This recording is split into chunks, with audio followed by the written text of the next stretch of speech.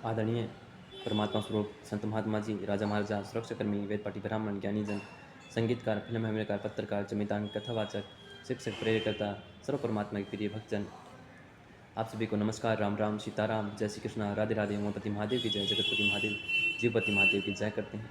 और आज आपको दिव्य माँ सबरी की कथा सुनाते हैं। सबरी का अर्थ है सबर, धैर्य, डटे रहना किसी परम लक्ष्य को पाने के लिए, परम पिता परमात्मा को पाने के लिए, या भौतिक या आध्यात्मिक किसी पदार्थ को पाने के लिए, उसको सब्र कहते हैं, सबरी कहते हैं। और माँ सबरी ने भी यही किया। 81 साल की उम्र में परम ब्रह्म उनके दरबार पे आए, उनकी कुटिया में आई। एक समय की बात है, माँ सबरी एक जमींदार घराने में पैदा हुई और उसके साथ माँ सबरी ने परम ब्रह्म की भक्ति की, अपने माता पिता की सेवा की और साथ में पशुपालन भी किया। तो पशुओं को, भेड़ बकरियों को, गाय भैंसों को चरा कर खिलाती और वहाँ पर अपने बाड़े में रखती। उनके पिताजी बड़े जमींदार थे। कुछ समय बाद में उनकी उम्र 16-17 साल की उम्र में, 18 साल की उम्र में जब उनकी शादी की, तो एक रात बहुत सी पशुओं को लाया गया और पशुओं को ला कर के कहा गया कि पिताजी, रात इन पशुओं को कल सबरी की शादी में काट करके भोजन के रूप में परोसा जाएगा आने वाले अतिथियों को। ये तामसिक भोजन की बात है।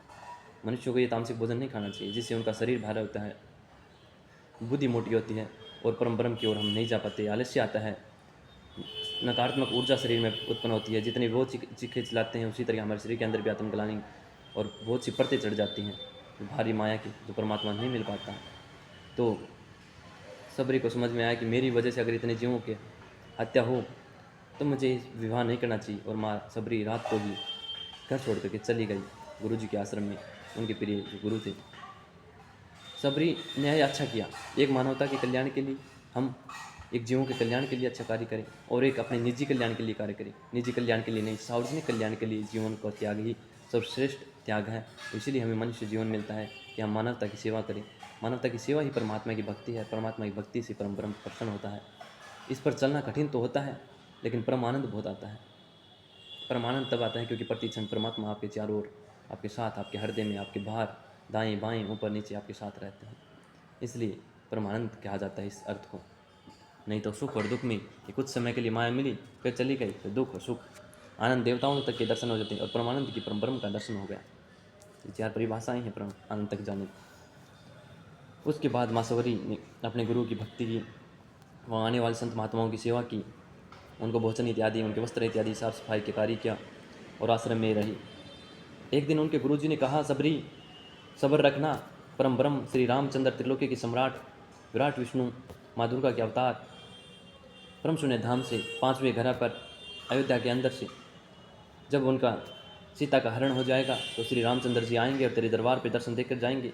तब तुम पक्की गुरु भक्ता कहलाओगी, तब तुम्हारा मोक्ष होगा और तुम परम शून्य धाम को जाओगी। यह उनके गुरुजी ने बता दिया था दिव्य दृष्टि से। परम शून्य दृष्टि खुल जाती है मनुष्य की, तब ये सब दिखाई पड़ता है। तब उन्होंने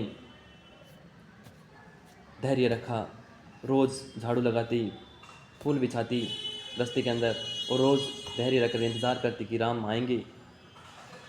और एक समय व्यतीत हुआ, नियति व्यतीत हुई, परम ब्रह्म की माया फैली। लंका के राजा रावण माँ सीता को उठा करके लंका ले जा रही थी। उसी समय में भगवान ने एक मनुष्य की भांति अपना मानव जीवन दिया। त्रिलोक का सम्राट जिसके पास किसी एक बार कह दे किसी देवता को तो वह तुरंत उसका कार्य कर दे। लेकिन परमात्मा ने कहा कि धरती पर जा रहे तो मनुष्य की भांति मर्यादा में चरित्रवान, दया, क्षमा, त्याग, धैर्य और मानवीय कल्याण का दंड निश्चित है। इन सभी को जी करके दिखा के आना है, जिससे मनुष्य भी इस जीवन को जिए कर्म के आधार पर, भाग्य के आधार पर। तो उसके बाद माँ सबरी ने धैर्य रखा और एक समय आया जब माँ सबरी को श्री रामचंद्र और लक्ष्मण जी महाराज ने अपना दिव्य परिचय कि मैं श्री राम, विराट विष्णु, माँ दुर्गा पुत्र, 3 लोक 14 पति, अयोध्या राजा दशरथ का पुत्र, कौशल्या का बेटा, मनुष्य के रूप में वो उनके शरीर के माता पिता थे और आंतरिक तथ्य वो स्वयं परम पिता परमात्मा और विष्णु के अवतार 22 वगैरह से 5वें घर पर उत्तर प्रदेश अयोध्या के अंदर उत्पन्न हुए। वाल्मीकि जी ने वाल्मीकि रामायण में लिखा, तुलसीदास जी ने तुलसी रामायण में लिखा। और जब हम मनुष्य इसका गहन चिंतन करता है और उस परम ब्रह्म के पास चल जाता है, तो वह परम ब्रह्म पैरासोनिक ऑफ साउंड अर्थात उत्तम आवाज़ के माध्यम से, मध्यम आवाज़ के माध्यम से और सामान्य आवाज़ के माध्यम से आपको ज्ञान प्रदान करता है। तो माँ सबरी ने शर्मा करके अंदर गई, वो झूठे बेर, वो फल, भैया मैं इधर आज बिहार में आया हूँ, समस्तीपुर ओरा गांव हसनपुर के अंदर दिव्य कथा है, दिव्य मेला लगा हुआ है और यहाँ महासंबोधन भी है। यहाँ भी एकदम सुंदर प्राकृतिक, मैं इनकी प्रशंसा भी करना चाहूँगा कि यहाँ पर मादक पदार्थों पर कानून लगा हुआ है कि यहाँ पर कोई शराब, बीड़ी, सिगरेट, मांस इत्यादि नहीं खाता। मैं अन्य सरकारों से भी प्रार्थना करूँगा कि वो इस अन्य राज्यों के अंदर भी ये कानून लागू करें और लोगों को खेती के रूप में रोज़गार प्रदान करती है। 3 एकड़ 3 किले के रूप में समान वेतन है सरकारी और प्राइवेट का। तो ऐसी महान नीतियाँ लेके आए हम अन्य राज्यों में भी।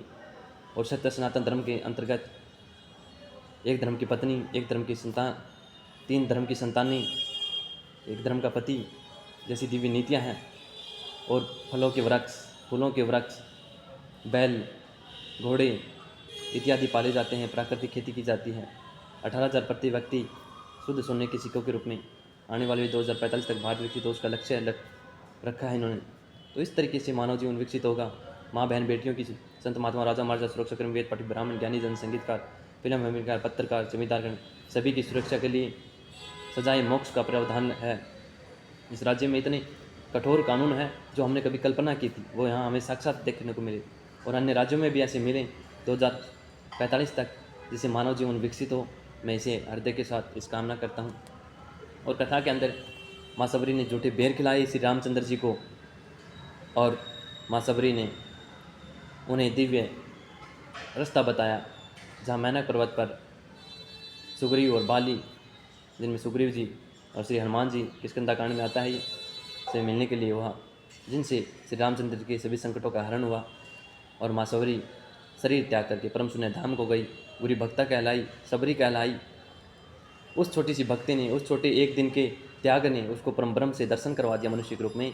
तो मेरे भैया, आप परम भक्ति करिए और आप भी अपने मानव जीवन को परम ब्रह्म श्री कृष्ण को मानते हैं, श्री राम को मानते हैं, श्री बुद्ध भगवान को मानते हैं, महावीर जी बाबा को, श्री शिव को, श्री राम जी को, माँ दुर्गा को, जिस भी रूप में आप परमात्मा की भक्ति करते हैं, श्री हनुमान जी के रूप में, शनि, राहु, केतु, चंद्रमा, जिस भी रूप में आप, मोहम्मद पैगम्बर, ईसा मसीह, जरूसलम, वो सब एक हैं, एक परम तत्ववाद है। बस समय समय पर शरीर नाम बदल करके इसी धरती पर आ जाता है, भारत राष्ट्र में आ जाता है, अन्य राष्ट्रों में आ जाता है, 5वें ग्रह पर आता है।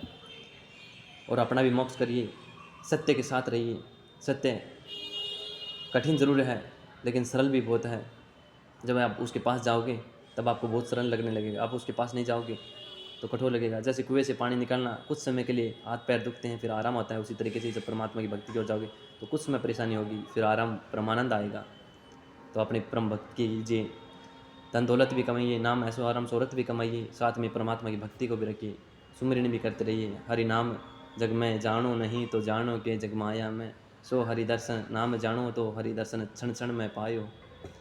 सो ऐसे अर्थों को अपने मानव जीवन में उतारिए और आप भी सबरी बनिए। आप भी राम, कृष्ण, बुद्ध, महावीर, गुरु नानक जी, कबीर, तुलसीदास जी और वर्तमान के संत सत्य संत बनिए, जिससे परम ब्रह्म की ओर जा सके। काम वासना, लोभ, मद, माया में ना जाइए। आपका परम लक्ष्य है परम मोक्ष पाना, परम ब्रह्म को पाना। सभी जीवों का यही उद्देश्य होना चाहिए। और इसी के साथ मैं अपने अर्थों को विराम देता हूँ। जय गुरु, जय प्रकृति, जय ब्रह्मांड, 3 लोक में एक नाम। जय श्री राम, जय श्री राम।